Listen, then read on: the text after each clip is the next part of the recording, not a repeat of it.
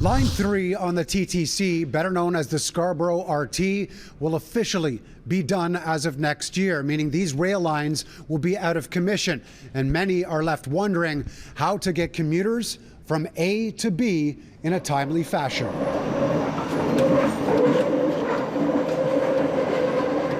The creaking and rattling sounds of trains show they've run their course, but the subway to replace them in Scarborough isn't expected until 2030. We really need to avoid the worst case scenario, which is over 7 years of shuttle buses in traffic. That's the immediate plan, but transit advocates have other ideas.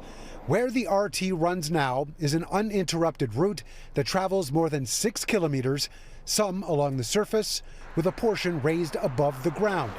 Both sections could serve different purposes.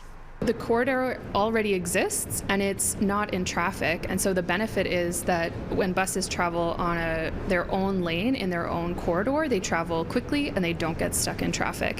TTC riders polled 300 commuters last year and found more than 91% preferred a dedicated bus route, even though the TTC has found it could take until 2025 to make it happen. Could be the opportunity of, repurposing that line for buses, and then when the subway finally opens, hopefully in 2030, if not later than that, there'd be an opportunity to turn it into the Scarborough High Line. The High Line in New York City successfully converted an above-ground rail line into a linear park for people to use, complete with bike lanes, walking paths, and gathering places.